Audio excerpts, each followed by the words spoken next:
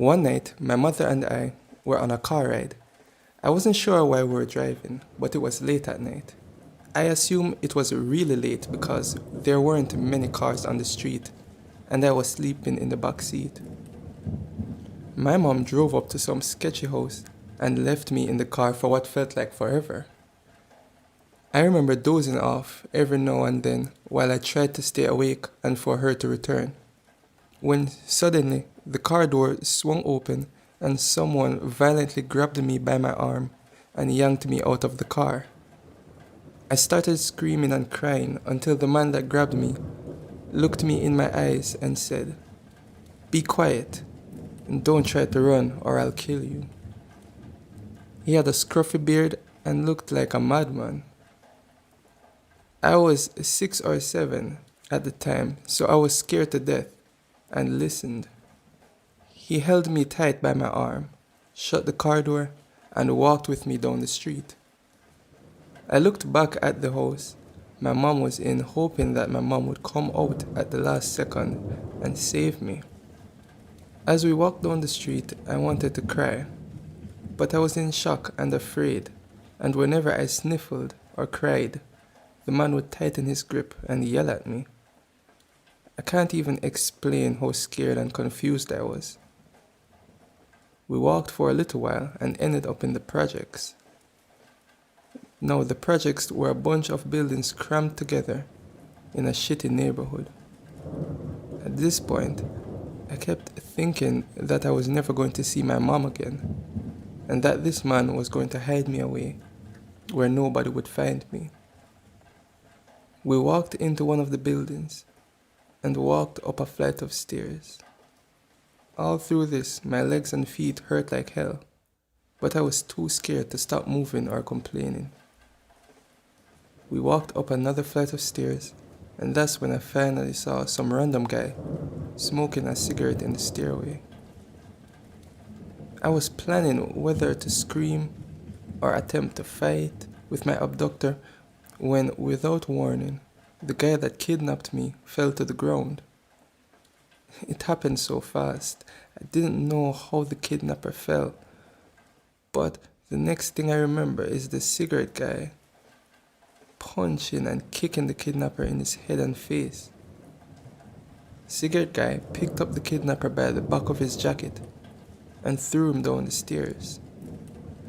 You have no idea how scary and violent it is to see an unconscious man fall down the stairs, and because of this experience, I still have a fear of falling downstairs.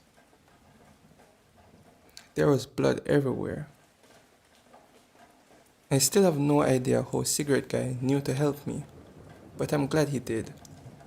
Maybe you could see the tears in my eyes. Maybe he just picked up on something and had a bad vibe, but he acted instantly. He then started pacing back and forth, swearing at himself, gritting his teeth and clenching his fists. I thought he was mad at me, so I started to cry. He looked up at me and said, Okay. Shut up, shut up." He had an attitude, so I listened to him out of fear. I wasn't as scared of this guy as much as the bearded guy, but nevertheless I was still afraid of him. He started to ask me questions with an attitude, like, "Why are you out this late? Where are your parents? Why would you talk to strangers?" I was in so much shock and confusion, I couldn't answer the man's questions correctly. He asked if I knew my way home, and I told him I didn't.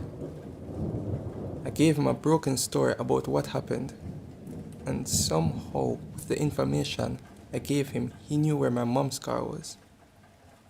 I guess he knew the area well enough and figured out where I needed to go from the little information given. Anyways, he told me he would take me back if I promised over and over that I wouldn't tell the police that I saw him or anyone that looked like him. I didn't care what he asked me, since I just wanted to go back to my mom.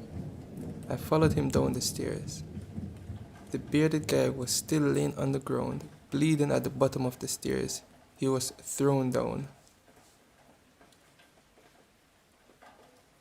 He wasn't moving at all.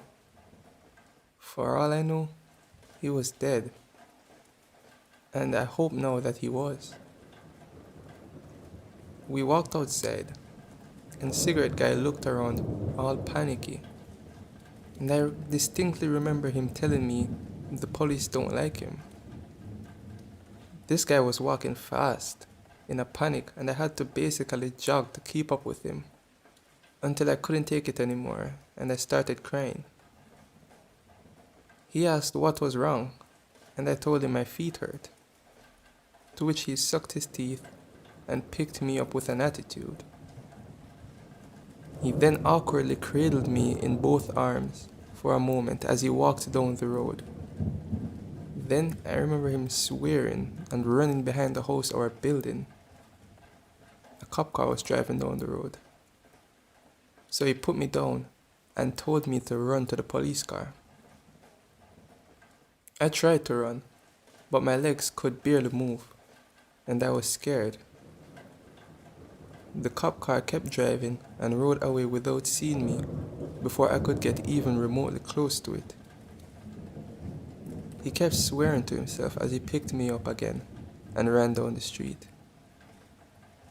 Every now and then he took me behind a lot of houses as he hid from every cop car that drove by. He carried me in both arms, running fast, when I saw my mom surrounded by police at her car in the distance. I pointed and told him that my mom was straight ahead, and that's when he put me down and told me to run to the police. I got so excited that the pain in my legs disappeared. I ran towards the police and my mom. She picked me up and hugged me tight. Almost immediately, the police started to ask me and my mom questions.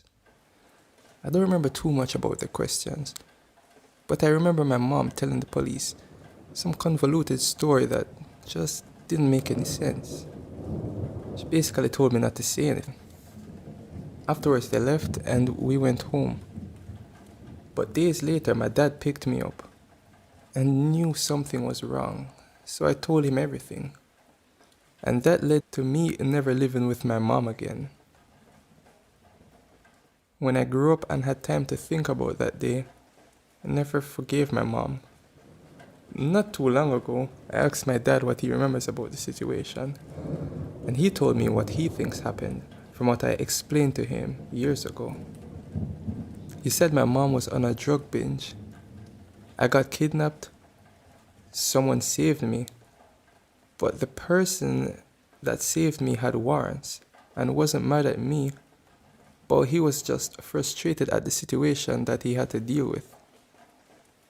Imagine being a criminal on the run, and now you have a kidnapped girl with you, and you just beat a guy up half to death. If he would have gotten caught with me, he could be in jail for my kidnapping. With my mom lying and me being in shock and confused, I wouldn't be able to tell them that the man helped me, because while it was all happening, I didn't even notice that he was helping me. To the man that saved me, thanks.